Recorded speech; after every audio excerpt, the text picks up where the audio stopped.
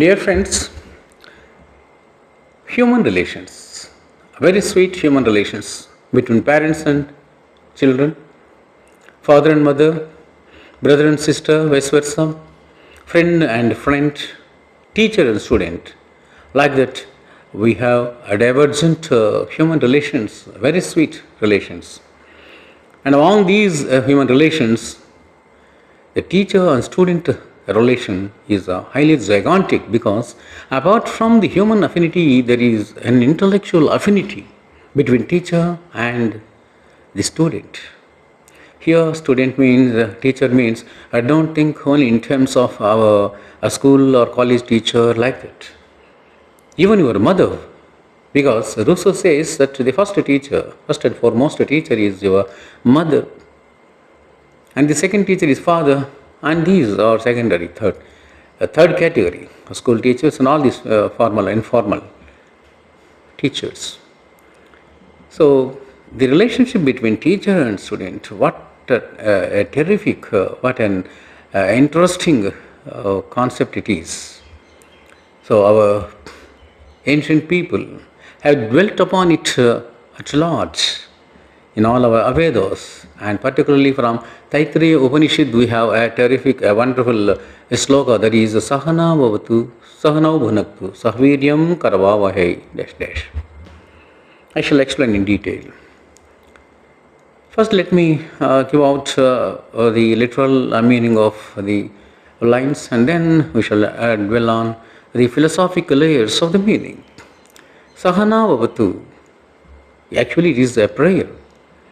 See, in most of the Western countries, even today, particularly in German schools and colleges, they have been observing this as this sloka as a school prayer.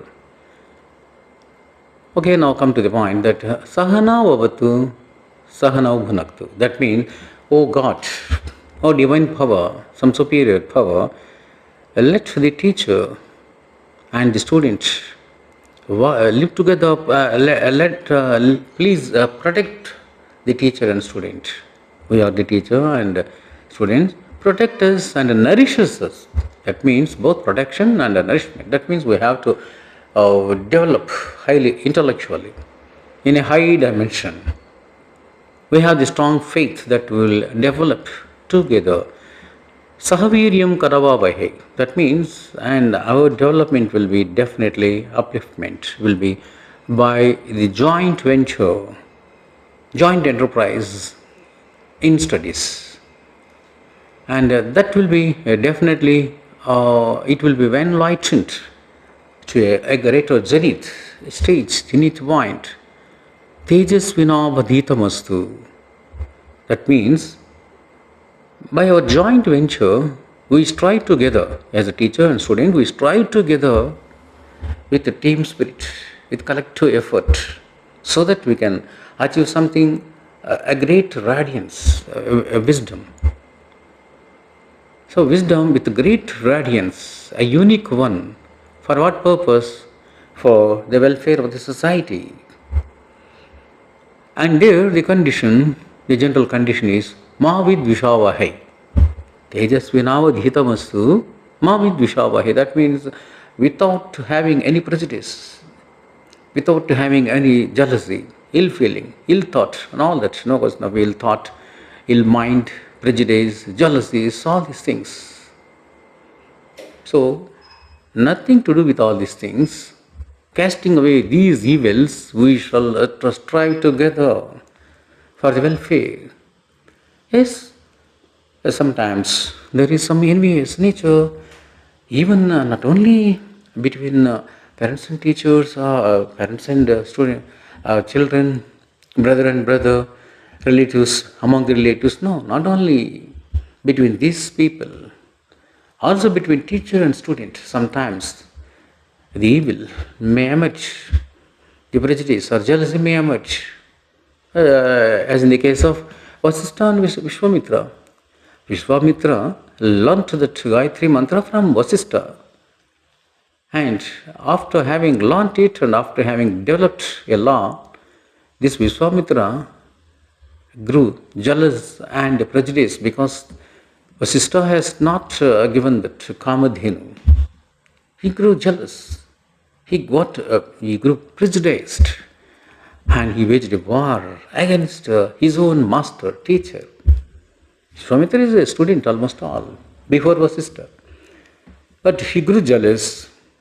He fought with him. And after that, of course, he could not be successful. Vasishtha was highly powerful. And afterwards, with the help of some other teacher, some other king, this Vishwamitra killed so many people, almost all 100 sons of Vasishtha. So he was such a highly prejudiced man with revenge. Went it on.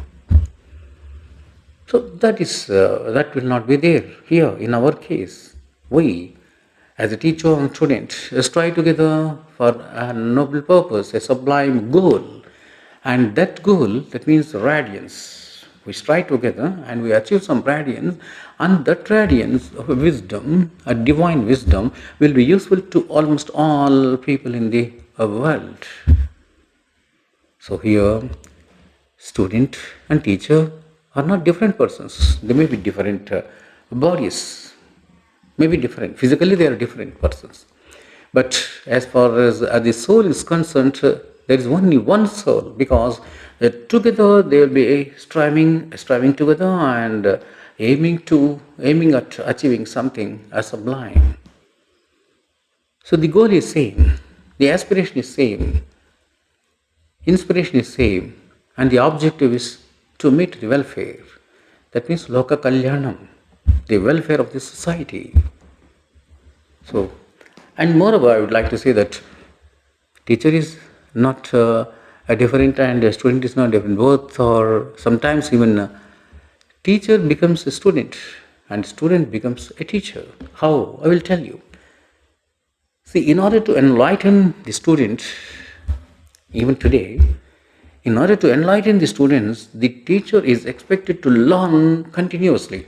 So continuously the teacher will be learning something or the other as a student, taking the dimension of a student. He will be learning as a student and educating the children, means the students. So he is also a student in a way.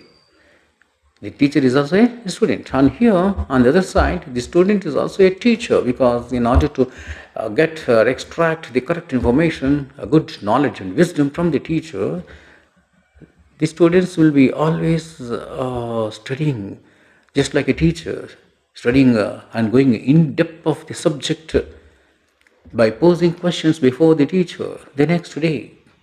So the education system will be that like questions and answer system, discussion method. Same is the case with not only in our ancient system, in Upanishads, also in respect of the Western culture that is particularly Greek, that system is question and answer system.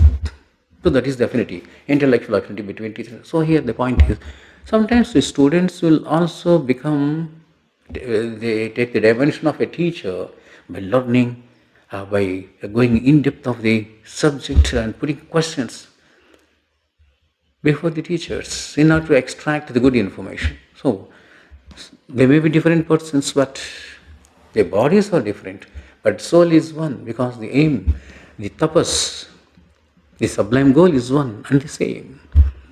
So how wife and husband, bodies are different, soul is one. And there is a union of soul, and out of that union of soul under the human affinity, they give a birth to a child. And the child will, of course, for the development of the family, welfare of the family.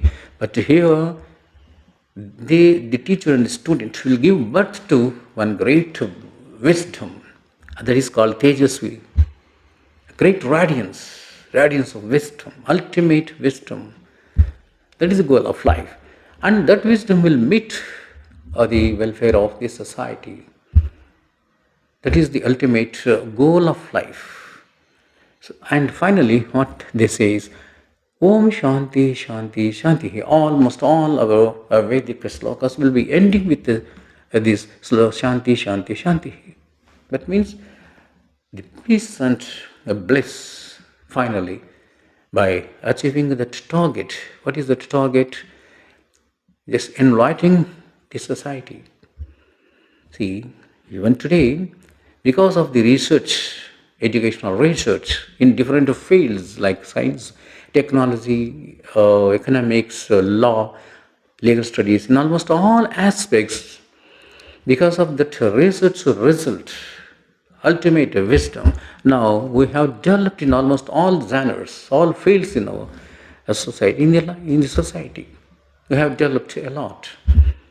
Like that, the teacher and student affinity, human affinity, and also the intellectual affinity should be in such a way that they provide a great wisdom to the society, for the welfare of the society. That great contribution must be there. They have to give birth to that such type of great welfare or wisdom, ultimate wisdom.